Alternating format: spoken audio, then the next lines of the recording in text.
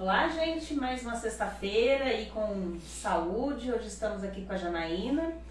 Daqui a pouquinho nós começamos a nossa live, nosso podcast. Vamos só esperando o pessoal ir chegando e a gente vai dando uma esperada aí até nós começarmos a nossa conversa. Como sempre, é uma conversa bem descontraída, com as perguntas de vocês, né? Então nós vamos aguardando aí vocês irem chegando. E aí, a gente espera, né, o pessoal no horário, né, que o nosso horário é 19 horas, então a gente tem uns 3 minutinhos aí pra gente ir aguardando aí o pessoal chegar. Não tem problema. O papo tá bom. A gente sempre faz um papo introdutório aqui nos bastidores antes da gente começar, né, pra gente matar um pouco a saudade, né, já fazia um tempo que a gente não conversava, né, a gente já se conhece aí de pouquinho tempo, né, Jana? Foi minha prof querida, foi minha professora querida, foi minha chefe na Santa Casa. Na Santa Casa é um pouquinho mais de tempo, né, Jana? Não precisa detalhar, né? Isso que eu tava tentando lembrar, eu disse, nossa, mas não é só o tempo de Uniderp, né? Tem o tempo ainda da Santa Casa, você né? Foi minha chefe na Santa Casa no Centro Centro 2003. 2003, Minha no chefe. Centro Cirúrgico. Isso mesmo. Aham, no Centro Cirúrgico. Paixão do Centro Cirúrgico é uma coisa que... Não sai, né? Não. Eu também tenho ótimas lembranças. Que você instrumentava também, né? Sabe que no início eu sonhava com instrumentação. Quando eu saí de lá. Lá você fez instrumentação. Eu sonhava que eu estava arrumando a mesa com a ordem dos instrumentos. Eu passei bastante tempo com essa nostalgia na minha memória da Bom, hoje eu sonho que eu volto da aula, que eu voltei a dar aula, né? Então o amor, quando a gente tem o amor para as coisas, eu sonhei que eu voltei a dar aula esses tempos. Então é uma coisa que talvez a gente reviva de novo, né? Quem sabe? Né? É porque é uma coisa que a gente gosta, né? Porque quando a gente gosta mesmo daquilo que a gente faz, e eu acho que quando a gente se distancia um pouco, acho que as lembranças voltam, né? De alguma forma. Né? De alguma forma você acaba revivendo aquilo, nem que seja em sonho, mas você revive, né? Às vezes você não pode viver na realidade, mas o sonho te mostra que é possível você retornar em algumas coisas, né? A gente tem algumas afinidades muito intensas, verdade. Dentro da profissão. E aí fica marcado ali. Verdade. Bom, então vamos lá. Deixa eu só dar uma... Olha só. Estamos já com bastante pessoas aí nos assistindo. Então vamos começar. Jana, te apresenta, Janaína Paz. Ela faz parte da empresa Oncovita e do grupo Rediamo. Então, apresenta um pouquinho da tua história, o que tu já trabalhou, para depois a gente entrar mesmo no nosso assunto aí, prevenção, algumas características aí do paciente com câncer, de uma forma geral, né? A gente sabe que cada doença, cada câncer tem a sua característica, a gente vai fazer uma abordagem bastante geral, vai puxar um pouquinho, falar um pouquinho do teu trabalho hoje, que é um trabalho bacana, que a gente estava conversando, como é que é a rotina dela hoje, mas te apresenta aí um pouquinho o que você está fazendo, o que você já fez aí. Pode deixar, vamos lá. Eu quero agradecer primeiramente, né, o convite aí da equipe da Acredita Saúde, a oportunidade da gente falar um pouquinho sobre esse assunto que é tão relevante, que é o câncer, e que para mim é muito comum falar sobre isso. Que a oncologia, eu estou na área desde o início da minha profissão. Eu entrei num hospital de câncer da rede pública em 1999 e já era na oncologia, e aí desde então eu venho aí me capacitando e sempre dentro da área da oncologia. Eu fiz a graduação em enfermagem, depois eu fiz a especialização lato sensu em UTI, pacientes críticos, e também fiz em oncologia e cuidados paliativos. Aí depois, por eu estar na docência, a gente vê a necessidade de fazer o estricto, né? E aí eu fiz o mestrado aqui pela UFMS, mestrado em enfermagem, e a minha dissertação também foi sobre oncologia. E aí na primeira oportunidade eu recebi o convite e voltei para a área. Eu estou há 2 anos hoje numa clínica, num grupo de oncologia de rede privada, que o nome da clínica é Oncovita. E a Oncovita também me aloca, ela me cede para uma prestação de serviço dentro de uma unidade de um hospital aqui de rede privada, que é uma unidade de oncologia integrada, que tem o nome de Rede AMO, fica dentro do Hospital Cacimbas. Então, é muito bom sempre estar falando sobre isso, porque é um assunto... Ainda eu acho que o câncer ainda é um tabu por ser uma doença que causa tanto medo nas pessoas, né? E assim, eu tive caso de câncer na família e a minha sogra, ela não fala câncer, porque o meu sogro morreu de câncer, aquela doença. Ainda se existe muito sobre isso, assim, tá muito enraizado nas pessoas, porque toda doença crônica, ela nos traz um medo, né? E o câncer, ele simplesmente ele traz junto. Que parece uma sentença de morte. Sim, né? Ele já vem, né, com o tabu do medo da morte junto, sempre vem muito acompanhado com isso. Então, assim, para falar um pouco do que a gente tem hoje em prevenção do câncer, dá pra gente abranger de uma maneira bem geral e muito simples, porque realmente existem várias linhas que falam sobre isso, né? Então, pra gente falar hoje, assim, brevemente uma introdução, o câncer é o nome dado aí a diversas doenças, são inúmeras. E os estudos falam, inclusive, de centenas de doenças, que são todas diferentes uma das outras, e todas são malignas. Então, quando falou de câncer, é maligno. E o que é comum nessas doenças? É o crescimento acelerado, desorganizado das suas células, que pode ou não invadir algum tecido. Que quando invade o tecido, a gente tem a tão temida metástase, né? Então, basicamente, o câncer é isso. E pra gente falar de prevenção hoje, é uma coisa, ela é muito ampla, porque é muito difícil se falar de prevenir o câncer. Porque o câncer, ele é individual. Então, cada pessoa reage de uma maneira, sabe? Então, como que a gente pode falar de prevenção? Falar de fator de risco, de menos exposição ao fator de risco. Então, a literatura traz pra gente que quanto menos a gente se expõe, menos possibilidade de desenvolver doença a gente tem. Então, assim, fatores de risco, eles falam de externos e internos, e aí tem lá, vamos falar bem geralzão, tabagismo, má alimentação, ingestão de bebida alcoólica, exposição excessiva à radiação. Hoje existem os cânceres de exposição ocupacional, eles falam. Então, como que é? Se a pessoa trabalha com um fator de risco que você fica exposto muito tempo no seu trabalho, pode desenvolver um câncer. Então, é um fator de exposição ocupacional. Aí tem sedentarismo, obesidade. Então, assim, são inúmeros fatores. Nós temos ainda os internos, que tem a questão tem infecções, H. pylori, que muitas pessoas têm a bactéria no estômago, ela pode ocasionar, pode ser um fator de risco. Nós temos muitos vírus da herpes, vírus do HPV, vírus da hepatite, o HIV. Então, assim, são inúmeros fatores que podem ocasionar e desenvolver uma doença. Então, como que se trabalha com a prevenção? Diminui a exposição ao fator de risco. Dentro da Covid, teve vários mitos, né? Até que a vacina poderia estar causando isso, né? Mas a gente sabe que dentro de todo o compilado científico, a gente não existe isso, não tem uma base científica para isso, né? Nós não temos, assim, coisas fechadas dentro desses diagnósticos, né?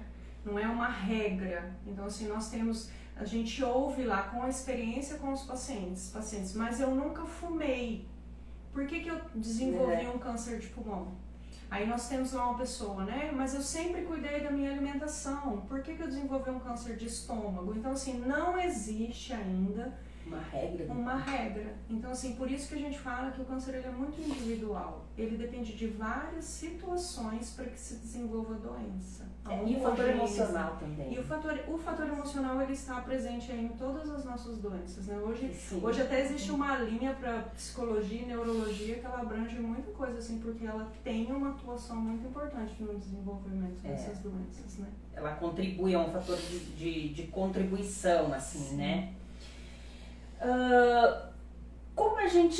Como você diria para as pessoas que pode ter algum sintoma, aonde que pode procurar hoje uma ajuda, uma orientação, até mesmo como prevenção, né? Assim, o que se trabalha hoje, assim, na questão disso? Como a gente não tem como se prevenir especificamente, os setores de saúde, os órgãos de saúde trabalham com um consenso geral, assim, de que nós devemos executar a detecção precoce. Então, assim, não importa o que acontecer, tem que detectar isso precocemente. Por quê? Porque é provado em todos os estudos que quanto mais rápido se faz o diagnóstico, maiores são as chances do paciente. Então, assim, como que a gente pode fazer essa detecção precoce? Eles têm ali 2 caminhos que você percebe isso tanto na rede pública como na rede privada. Primeiro é o rastreamento. O que significa o rastreamento? É o paciente assintomático que faz os seus exames de rotina. Então, com o exame de rotina sendo preconizado, cada mama existem uns exames preconizados, para colo do útero outros, para estômago outros. Então, para quê? Porque fazendo o rastreamento aumenta a chance da gente detectar uma doença no início. E as campanhas maiores são desses cânceres que são mais incidentes. Que são os mais incidentes. Até eu já vou falar um pouquinho que acabou de sair a estimativa do INCA, que é a base do nosso país para estimativas e para números. Então, assim, existe o rastreamento para os pacientes assintomáticos e nós temos o diagnóstico precoce, que é para aquele que tem o sintoma já. Então, são 2 linhas. Então, eu não tenho sintoma nenhum, mas eu faço rastreamento para que, se houver alguma coisa, eu pegue no início. E eu já estou com um sintoma, que é ali sugestivo de câncer, e aí eu, então, procuro uma unidade para que eu faça o diagnóstico o mais rápido possível. Os estudos trazem para a gente que o diagnóstico precoce, se acontecer o diagnóstico precoce, aumenta a possibilidade de cura desse paciente. E se esse tempo do diagnóstico precoce, o início do tratamento ainda for curto, quanto menor for esse tempo, aumenta a possibilidade de cura, diminui o impacto que existe em todo o tratamento, porque é um tratamento doloroso, então diminui o impacto do tratamento, melhora a qualidade de vida desse paciente, aumenta a taxa de sobrevida. Então, assim, todos os estudos, isso é a nível mundial, diagnóstico precoce é o que há para o tratamento de câncer hoje. Então, falou-se de prevenção, é diminuição de exposição a fatores de risco e de detecção precoce da doença, o mais rápido possível. E aí eles desenvolvem aí estratégias para conseguir fazer o rastreamento desses pacientes. E hoje o tratamento está bastante individualizado, né? Hoje, a gente estava falando, né, que existem vários protocolos, mas muito individualizado, em dose, em tempo também, né? A gente percebe hoje que os estudos de oncologia, porque qual que é a maior fragilidade de oncologia? A gente sempre ouviu falar nisso, que os medicamentos para o tratamento, a quimioterapia, ela não consegue identificar a célula tumoral.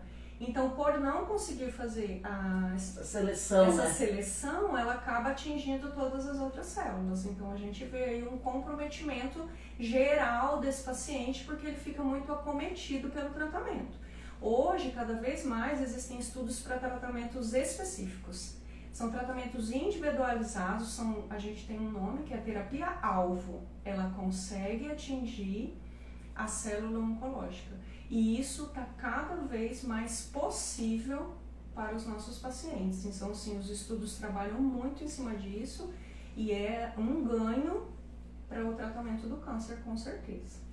Quando você me perguntou da questão de onde encontrar, vamos falar de uma maneira geral. Talvez eu deixe de falar alguma coisa, mas assim, Hoje nós temos, vamos falar da nossa cidade e do nosso estado.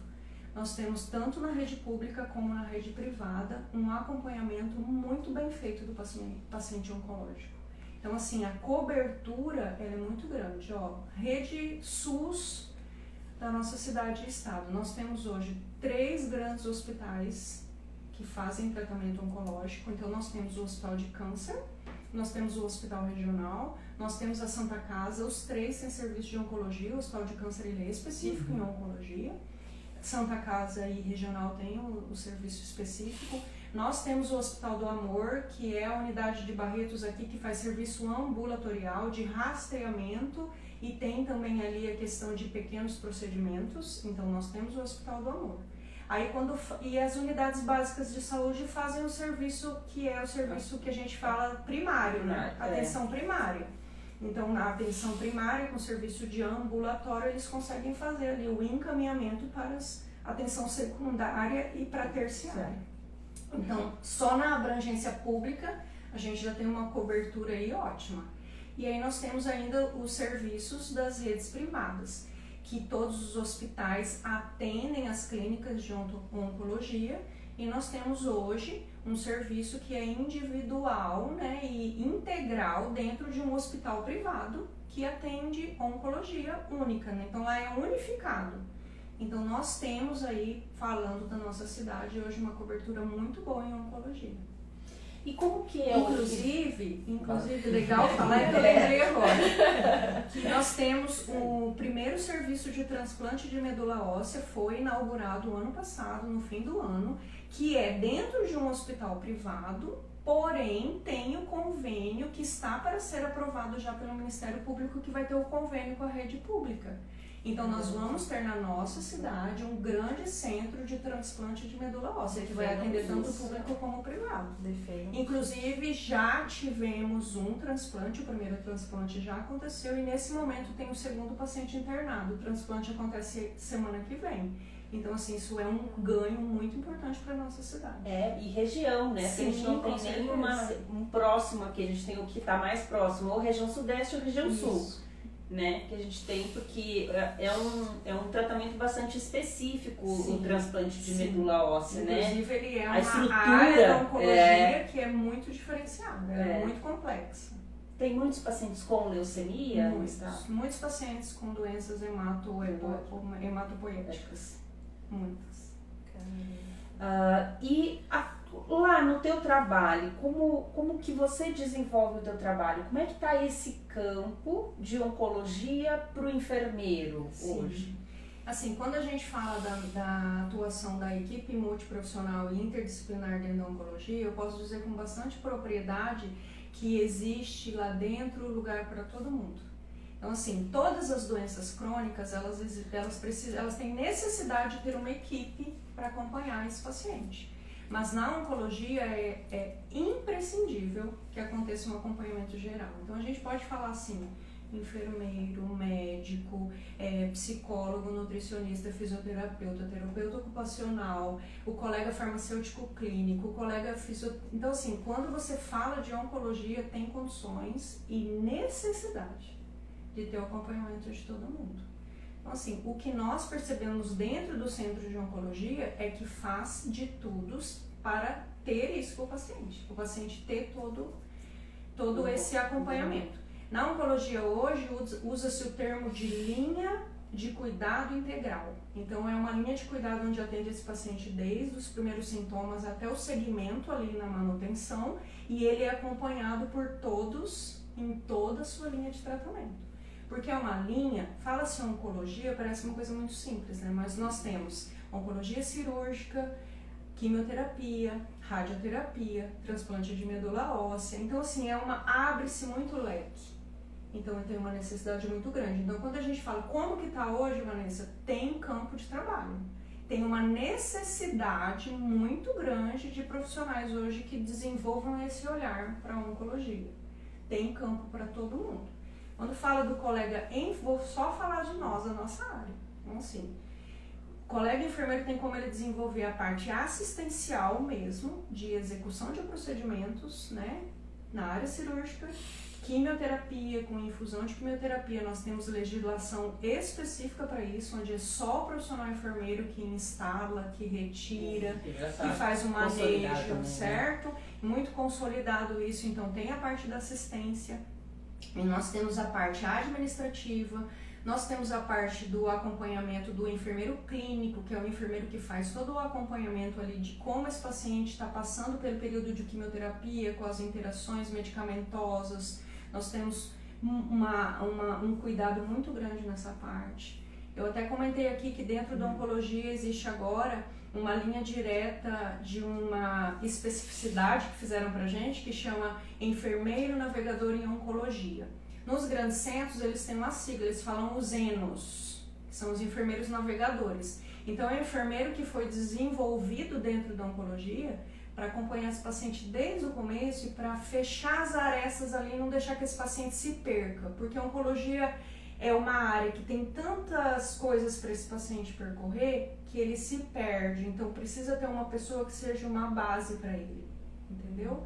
Para ajudar com os exames de acompanhamento, para ajudar com orientações de cirurgia, para ajudar com orientações sobre catéter, para ajudar com a orientação sobre os protocolos de quimioterapia, para ajudar esse paciente quando ele inicia ali no ingresso dos cuidados paliativos, porque os cuidados paliativos dentro da oncologia, em outras áreas também, mas na minha realidade, ele entra no início do tratamento, com o objetivo de conseguir junto com a família decidir junto com a equipe como que vai ser o manejo dessa doença e desse tratamento. Então, assim, o enfermeiro tem diversas áreas dentro da oncologia que ele consegue trabalhar. Tá, e hoje você é um enfermeiro navegador. Hoje eu sou uma enfermeira navegadora. Eu consegui, né, eles me deram a oportunidade, eu fui fazer o curso fora, em São Paulo, eu fiz o curso no AC Camargo, e eu vi essa nova modalidade assim com olhos muito feliz assim de ver que na verdade é só para evidenciar e para potencializar aquilo que nós já somos como enfermeiros. Porque todo enfermeiro acompanha o paciente em toda a sua linha de tratamento, com toda a orientação necessária. Então nós já realizamos isso. Então veio só para documentar. E aí começou isso na oncologia. Então para mim, que sou uma enfermeira de oncologia, eu fico muito feliz com isso, né? Então foi bem legal. Hoje eu sou uma enfermeira navegadora. É o que eu executo hoje.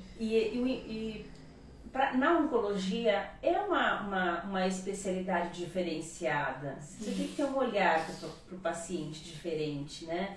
É diferente de uma clínica cirúrgica, é diferente do centro cirúrgico. Você precisa ter uma empatia pelo paciente, não que pelos outros não tenha, mas ele está no momento, todos os pacientes que, claro, que se internam, eles estão num momento bastante frágil, né? Isso é uma coisa que eu sempre falei para os alunos, é que quando o paciente vai buscar um serviço de saúde, ele está no momento mais frágil da sua vida. Mas quando o paciente é oncológico, eu acho que ele está muito mais sensível e suscetível e as emoções estão muito mais afloradas, porque o medo da morte está muito mais próximo. Né? Sabe que nós percebemos assim, na oncologia que assim, muda-se totalmente tudo na sua vida. Então assim, não é só mudar a rotina porque eu irei fazer uma cirurgia. Então assim, existe uma alteração total de todas as rotinas da sua vida. Então, e aí você trabalha ali com a situação individual de cada paciente. Então a gente recebe paciente que está com a família toda junta querendo ajudar, e aí isso também traz ali algumas situações que vão prejudicar no tratamento por a família estar toda. E nós temos pacientes muito solitários, que não tem ninguém para fazer o acompanhamento.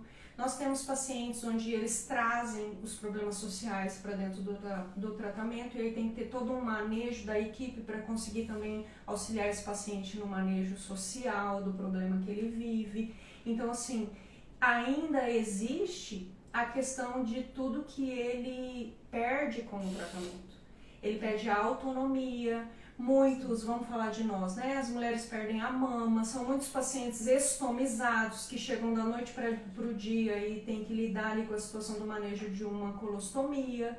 Nós temos pacientes que perdem a família, porque por causa da doença, de não conseguir ter a situação de ter alguém do lado, tem o problema ali emocional e perde alguém da família, né? As pessoas perdem o cabelo. Então, assim, a gente lida dentro da oncologia com muitas situações... Muita perda também, né? Muita perda. Então, assim, é um tratamento muito doloroso e exige, assim, da equipe um olhar diferente. Onde você tem que tentar se colocar no lugar da situação. Porque...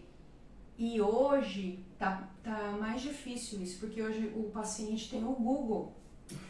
É verdade, o paciente ele questiona, ele quer entender, ele recebe outras informações. Então, assim, a equipe tem que estar muito bem preparada para conseguir acolher esse paciente. Ele realmente é um paciente fragilizado e ele tem, a maioria, tem a sensação de que ele está numa situação que você tem que olhar ele como centro da atenção. E aí a gente lida com um profissional que está ali mais de um emprego, com situações também na casa dele, tudo que a gente já conhece da nossa realidade. Então você tem que estar ali fazendo o manejo da equipe, o manejo do paciente, com a sua família, porque todo paciente traz a sua família para o tratamento, né, o seu familiar. Então é um manejo especial mesmo, é um local diferente, eu vejo muito isso, é um local diferente de se trabalhar.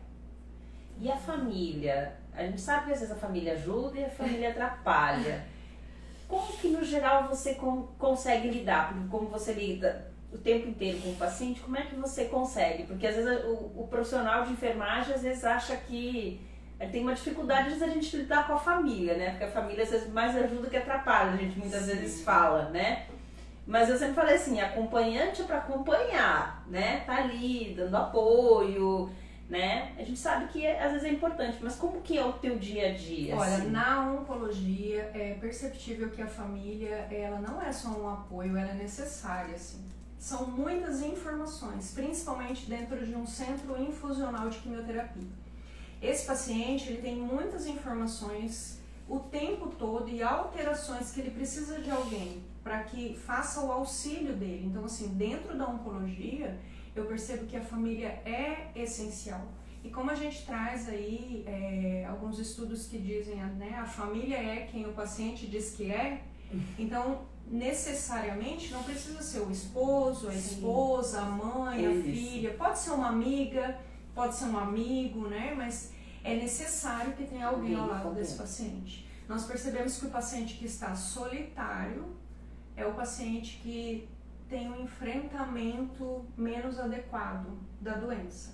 Claro que tem as exceções onde a família atrapalha, né? Até o próprio paciente, mas a maioria dos pacientes a maioria dos pacientes é acompanhado por um familiar, por um ente querido, por um amigo. Uma pessoa que esteja com ele. Ele é melhor manejado, ele leva mais leve esse período de tratamento. Porque ele vai passar por toda aquela fase do luto, da negação, da raiva, até a aceitação, né? Cada um no seu tempo, né? Não é um tratamento fácil. Eu digo assim com bastante... Eu até brinco às vezes que eu já ouvi diversas coisas. Eu já ouvi assim, calma, seu cabelo vai crescer de novo. Eu já ouvi, claro, não é você, é com o cabelo escovado. Eu já ouvi questão assim, vai ficar tudo bem, você vai... fácil pra você estar aí falando, é bonitona, que vai ficar tudo bem. Então assim, a gente ouve muitas coisas assim, mas... apesar de toda a dificuldade, a gente percebe, passa, a maioria consegue chegar lá no final bem. O número de cura hoje é muito mais alto do que as pessoas passam, né, por aí. Até da tua trajetória, né, como que era isso lá em 1999, 98, 99, como é que é isso hoje, por ser né? muito individual, claro. Nós vemos muitas doenças que tinha tudo para o tratamento ter um bom prognóstico, né, para a doença ter um bom prognóstico e infelizmente o desfecho clínico ali acaba com algum acontecimento que leva ao óbito, mas a gente vê uma grande maioria com desfecho clínico muito bom, um prognóstico excelente. Então, assim, apesar das dificuldades, não é o fim, como as pessoas ligam tanto à doença, sabe? A morte, não é. Não é uma sentença de, Não é uma sentença de morte. E o enfermeiro dá conta. O enfermeiro dá conta. O enfermeiro que tiver o olhar para isso, ele vai ter um ganho profissional muito alto. Ele vai desenvolver uma habilidade muito, muito especial, que é a habilidade de lidar com pessoas num momento tão difícil, uma doença crônica realmente, né? Sem contar da parte de habilidade, ciência, que a gente aprende bastante na oncologia. Verdade. E assim, a enfermagem te escolheu ou tu que escolheu a enfermagem? Preciso pontuar uma coisa. Pontue. A autoestima de vocês tem que estar super alta, porque todo mundo tá mandando vocês tão lindas. Obrigada. Bailarista. Bailarista. Explica por quê. Verdade, o filtro funciona com uma beleza, você não tem ideia. Bailarista chama essa belezura. Bom, desde muito pequena, eu era aquela pessoa que dizia que eu queria ser médica, que eu queria ser enfermeira. Eu era criança que machucava o dedo, chupava o sangue. Eu queria mexer na ferida das pessoas, eu arrancava a casquinha e queria ficar futricando. Então eu via que eu tinha aptidão para coisa da saúde ali. Quando eu comecei a estudar, a entender o que você vai fazer, o que você vai fazer, eu era bem dedicada na escola, mas eu não conseguia ter aquela percepção do que eu faria. E aí eu comecei a dizer que eu seria enfermeira. Só que aí eu escolhi um caminho mais difícil, e aí eu fiz 2 faculdades de filosofias primeiro, né? Eu engravidei cedo e aí eu deixei para estudar depois. Filosofia. E aí eu fiz curso de técnico de auxiliar de enfermagem quando eu tinha 21 anos, eu entrei no curso e aí eu descobri que eu tinha nascido para ser enfermeira, para a área da enfermagem.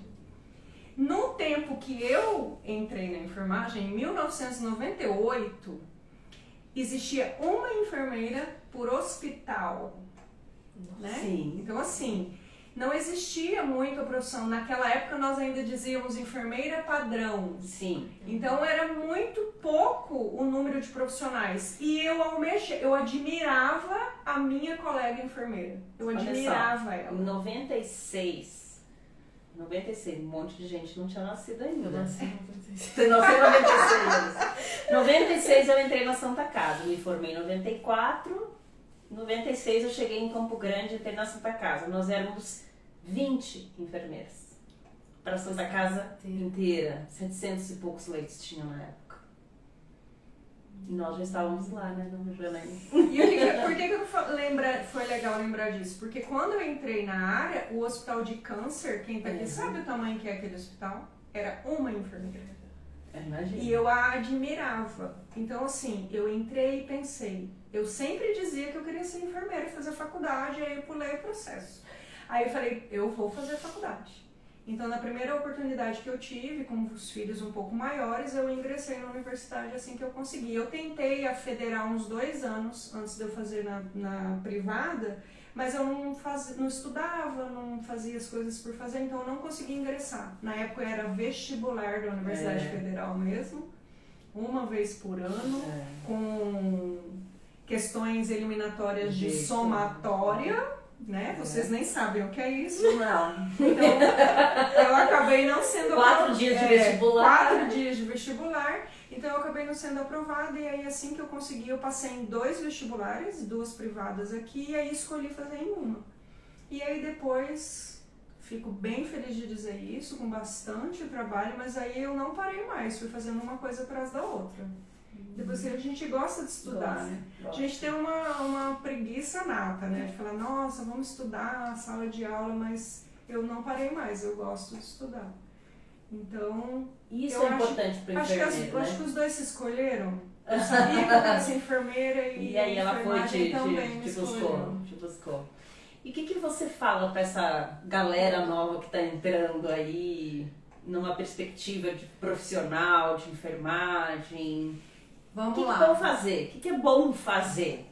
Assim, eu entrei na docência, eu tive a confiança da minha professora, da minha colega, que me chamou para trabalhar na área, e eu me descobri também na docência. Por que eu achava que eu podia ser uma boa docente? Quando eu era, desde a época de Centro Cirúrgico da Santa Casa, eu era escolhida pelas colegas enfermeiras para ficar com os novatos. Ai, vai começar um novato, a Janaína que vai acompanhar. Então, assim, eu sabia que eu gostava de ensinar, eu tinha paciência para isso.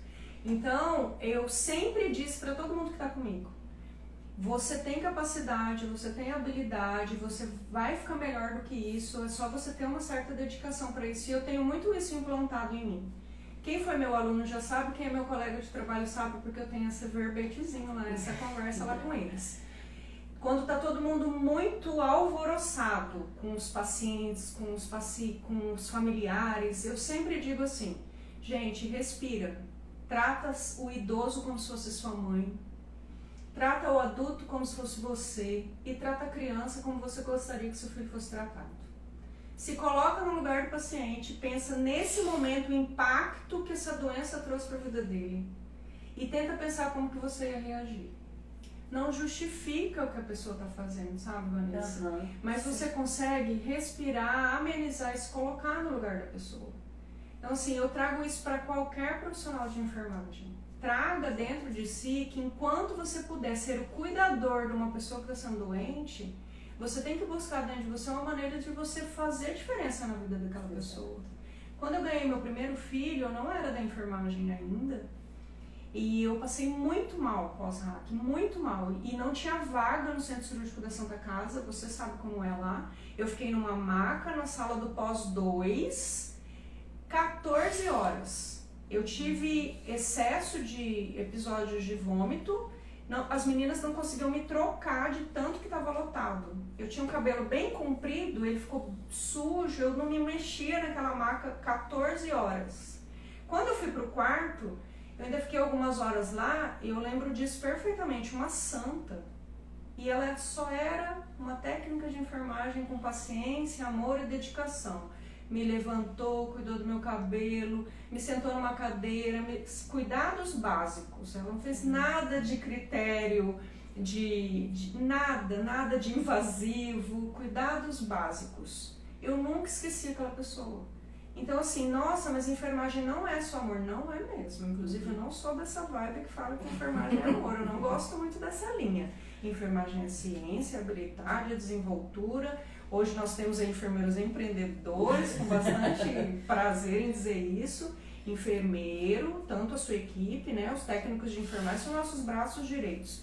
Enfermeiro tem que se desenvolver, estudar, ciência, a gente tem que ter autonomia para falar com um colega médico, a gente tem que ter autonomia para falar com a equipe multiprofissional, a gente tem que estudar o paciente, entender da clínica.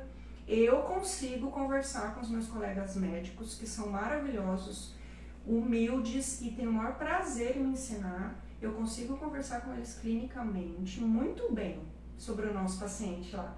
Mas porque eu busco. Porque com certeza ele tem melhor aptidão e tem melhor condições de avaliar o paciente clínico. Né? Mas com certeza, mas eu busco. Então o que eu trago hoje para os profissionais da enfermagem? Vocês precisam ter aí a independência e a vontade de buscar ser um profissional melhor. Por causa daquela frasezinha, porque um dia o cuidado vai ser você. Alguém vai cuidar você. Então a gente tem que trabalhar aí na perspectiva de que a gente vai fazer o nosso melhor para que um dia a gente consiga ter o melhor, plantar, né? para colher. Não sabemos se vamos ser cuidados por pessoas como nós. Se for, você vai gostar? Eu vou gostar de ser cuidada por uma pessoa como eu. É verdade. Então, assim, o que eu deixo é isso, né? Se desenvolver, a autonomia, a independência, a responsabilidade com o que você faz. A gente precisa melhorar o nome da nossa profissão. Né? A gente precisa melhorar o nome da nossa profissão. Nossa profissão, como tudo hoje, né? Isso está muito geral. Mas nossa profissão, se você faz uma coisinha que não foi muito bem vista, é o que mais é o que aparece. Então, assim, a gente precisa melhorar isso. Mostrar, a gente tem capacidade, né? Hoje os cursos de enfermagem no Brasil são cursos muito bons, sim, né? Tem um reconhecimento, sim, né? Nós estávamos vendo que né, eu discutindo com a Larissa o quanto países vêm buscar enfermeiros aqui, né? A Alemanha está aqui de novo agora esse ano, no início dos anos, né? Agora por conta da pandemia não, mas a Alemanha está aqui de novo com um grupo, né, vindo buscar profissionais aqui no Brasil. Então, ele vem, claro, ele está com uma necessidade, a Europa está com uma necessidade de profissionais lá, mas ele poderia buscar em qualquer outro lugar, né? Então, ele acredita no processo educacional nosso. Então, o que a gente tem é que mostrar que realmente a gente consegue fazer isso não lá fora, mas aqui dentro a gente também consegue, né? A gente consegue fazer isso e fazer a nossa enfermagem crescer cada vez mais. Mas gente, né? Isso só depende da gente mesmo. É o que a gente sonha, né? Com a gente certeza. sempre sonha, ainda mais a professora. Sempre sonhamos com que os alunos sejam melhores do que nós. Muito melhores do que Sempre. nós. Claro, Sempre sonhamos. claro. E quando eu e a Jana, a gente estava dando aula, é tão gratificante você ser professor e depois você ser colega do seu aluno. Você não tem ideia a felicidade que isso é. Muito né? bom. Eu muito feliz. Eu É ouço muito- direto lá, prof, daí eu olho e falo, enfermeira, você tá aqui, enfermeira. É muito bom. É muito. É assim que a pessoa cresceu e agora você é colega, né? Então, quer dizer, você fez parte um pouquinho daquela formação, né? Ali eu e a Larissa lá todo dia aqui conversando, é muito Todo legal, dia eu falo né? pra professora mesmo, assim, que eu entro aqui dentro e falo, Jesus, eu tô conversando com a minha professora, eu tô trabalhando junto com a minha professora, né? É uma felicidade sem igual, meu Deus do céu, não tem como explicar, né? Essa admiração. Aqui, ó. Tem hora que eu meu fico professor. parada olhando assim, eu falo, não é possível. É muito bom, assim, essa troca e assim, que sempre traz coisas novas, né? Ideias novas, tá tudo sempre borbulhando, né? Então é muito legal. Mas muito bem, eu agradeço, adorei esse papo. É sempre assim, é uma conversa super descontraída, muito legal, o pessoal tem a possibilidade de conversar, o pessoal é mais tímido para perguntar, né? Mas a gente vai conversando, né? Então a gente está acabando por aqui hoje a nossa conversa. Lembrando que nosso próximo encontro não será na sexta, porque vai ser uma sexta de carnaval, nós vamos ter uma quinta-feira da saúde especial de carnaval com o professor Edinho, o professor Edson, com dicas de como você vai passar o seu carnaval com muito mais saúde.